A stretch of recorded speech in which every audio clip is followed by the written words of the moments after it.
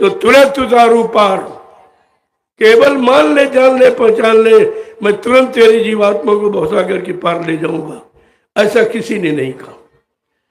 इस कलयुग में कबीर साहब से लेकर हजारों संत आए, लेकिन ये वादा किसी का नहीं है। नामदान दिया, जुक्ति दी, कहा भजन करो, सेवा करो, सत्संग करो, ये तो कहा, लेकिन ये नहीं कहा कि मैं तुम्हारी जीवात्मा को जब तक जगह के घर नहीं पहुंचा लूंगा इस मानव शरीर को छोड़ जाने वाला नहीं। इसलिए कहा था, न मुझे कोई मार सकता, न मुझे कोई धोखा दे सकता, न मुझे कोई धन दौलत सामान से खरीद सकता। मैं अपना काम करने आया हूं, काम करके ही जाऊंगा। अगर जरूरत पड़ी अपने काम को पूरा करने के लिए तो इसी शरीर में 400 वर्ष तक रहूंगा और काम करके जाऊंगा। क्या प्रेमियों 400 वर्ष पूरा हो गया जो कह रहे हो बाबा जी चले गए? अभी तो 127 वर्ष, एक समय 127 वर्ष की उम्र बाबा जी की है और वादा किया 400 वर्ष का। क्या 400 वर्ष निकल गए जो कहते हो बाबा जी चले गए? क्या उनको आपने झूठ बोलना? अपने गुरु को, अपने गुरु का अपमान करते हो। इसकी कितनी बड़ी सजा है। धर्मशास्त्रों के पन्ने पलट के देखा कभी? जे जन गुरु पर निंदा कर रही ते चमगादुर हव भवत रही। जो गुरु की निंदा करता है, गुरु को झूठ बोलने वाला, उदा वादा खिलाफी करने वाला, ये भी तो प्रश्न है। आखिरकार कौन जगाएगा?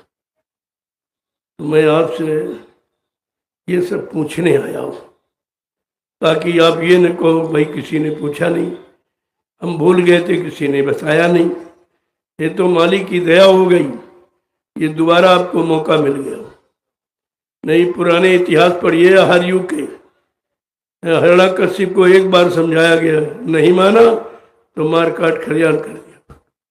रावण को एक बार समझाया गया, नहीं माना गया तो विनाश। कृष्ण ने यदुवंशियों को और अपने मामा कंस को एक बार समझाया, नहीं माना तो विनाश हो गया। न मानने का परिणाम विनाश है। तुम इतिहास भी भूल गए, न भूतकाल मालूम है, न वर्तमान में गुरु को पहचाना, तो तुम्हारा भविष्य तो अंधकार में है, कैसे बनेगा? इस पर विचार आपको करना चाहिए था। ये तो मालिक की मौज हो गई कि जाओ एक बार फिर से मेरे वचन सुना दो। ये कलयुग के जीव हैं, भोगी विलासी हैं, अल्पायु अल्पज्ञ हैं, इनकी याददाश्तें कमजोर हैं। मालिक ने एक बार दया कर दिया। 18 मई 2012 की ये लीला है। मैं 28 मई 2012 को निकल पड़ा। ठीक 10 दिन बाद मैं गुरु की सत्यता को प्रेमियों के कान तक पहुंचाने के लिए निकल पड़ा। सर्वप्रथम मैं दिल्ली पहुंचा, प्रधानमंत्री गृहमंत्री को एक ज्ञापन दिया, ये झूठा प्रचार हो रहा, महापुरुष का इतना मतलब यहाँ इतना बड़ा अपमान हो रहा है। ये मर जाना शब्द किसको प्रयोग करते हैं आप? अपने दुश्मन को। तेरा बाप मर जा, तेरा भाई मर जा, तेरे पति मर जा, तेरी पत्नी मर जा, लेकिन तुमने अपने गुरु के लिए शब्द प्रयोग किया। तुमको कौन सा नरक मिलेगा? कभी विचारा है? जो कहते हैं, इसीलिए समझा के कहा, गुरु निंदा सुने जो काना, पाप लगे गौ घास समाना। जो अपने गुरु की निंदा करता या सुनता है उसको तमाम गौओं की हत्या का पाप लगता है। ये तो पाप तुमने सबने किया और अब भी कर रहे हो, आज भी। इस पाप से आप मुक्त नहीं हो। ये तो आपने कहा है, तुम्हारे गुरु का अपमान होता रहा, झूठ कहते रहे, तुमको दिखाया भी नहीं गया, बिना देखे तुमने मान लिया। ये कौन सी तुम्हारी बुद्धिमानी थी?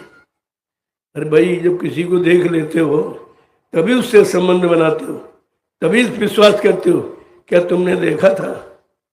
मैं ये भी पूछूंगा, जब इन लोगों ने झूठा प्रचार किया कि बाबा जी शरीर छोड़ के चले गए, आप लोग अंतिम दर्शन करने आ जाओ, तो शायद सभी लोग गए होंगे मथुरा। लेकिन सत्य बताना, क्या मथुरा में किसी ने बाबा जी के शरीर को देखा था?